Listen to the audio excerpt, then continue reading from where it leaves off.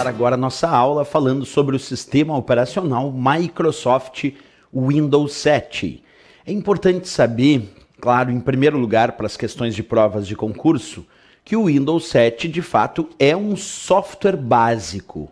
Isso quer dizer que ele serve de base para outros programas funcionarem.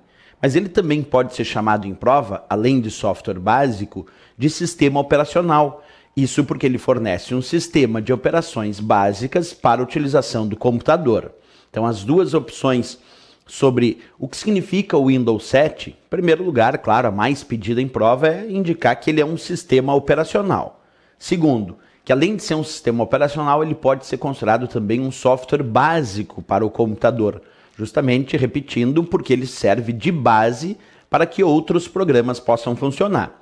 Para entender bem isso, basta imaginar a seguinte situação, onde eu tenho a inicialização do meu computador, logo depois a carga do sistema operacional, quer dizer, o sistema operacional começa a ser carregado, e só então, depois, ao final da carga do sistema operacional, a carga do Windows 7, é que eu vou utilizar os outros programas. Então, nós inicializamos o computador, esperamos o carregamento do sistema operacional e só então depois utilizamos o computador. Isso dá bem para perceber a ideia de que é ele que fornece um sistema de operações básicas para a utilização do computador e também de outros programas, certo?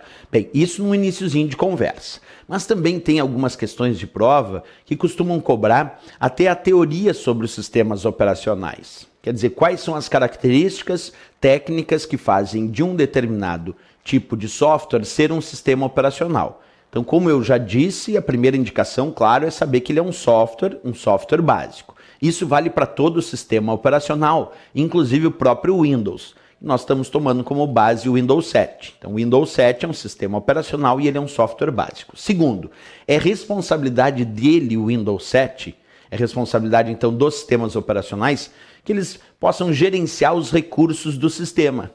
Isso quer dizer que o Windows ele é responsável pelo gerenciamento tanto dos recursos de hardware, como também responsável pelo gerenciamento dos recursos de software de um sistema.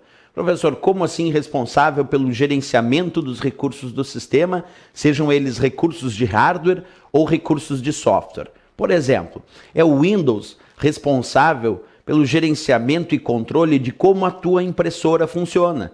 E a impressora é um dispositivo de hardware. É o Windows responsável pelo funcionamento de como o mouse funciona. E o mouse é um dispositivo de hardware. E é ele, o Windows, também responsável por indicar como o teclado funciona. E o teclado é um dispositivo de hardware. Portanto, o sistema operacional ele é utilizado inclusive para gerenciamento dos recursos de hardware do sistema. Como eu disse, impressora, teclado, mouse, entre outros. Ele é responsável por gerenciar esses recursos.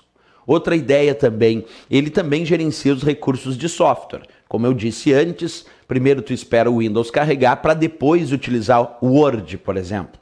Então, se tu está esperando o Windows carregar para depois usar o Word, isso quer dizer que o Windows, que é o sistema operacional, está gerenciando a execução daquele software, daquele programa chamado Word. Então isso é muito importante. O sistema operacional gerencia tanto recursos de hardware como recursos de software.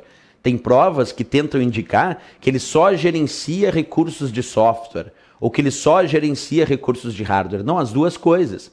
Embora ele seja um software, ele é um software de gerenciamento de recursos do sistema, certo? Outro ponto que aparece muito nas provas quando vem à tona o conceito de sistema operacional, é que ele serve de interface entre o computador e o usuário. Isso significa dizer que ele, sistema operacional, permite que um usuário comum consiga indicar comandos que o computador vai realizar.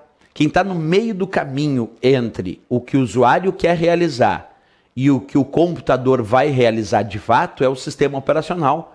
Porque, por exemplo, quando tu aplica um duplo clique num ícone na área de trabalho do Word, tu aplicou aquele duplo clique porque tu queria abrir aquele programa. Vamos imaginar isso. Duplo clique com o botão esquerdo do mouse, num ícone ou num atalho lá da área de trabalho.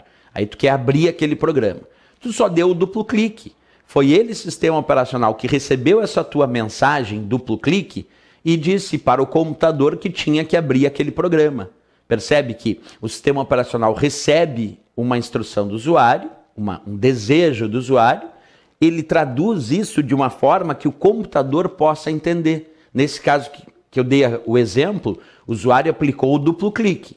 Perfeito.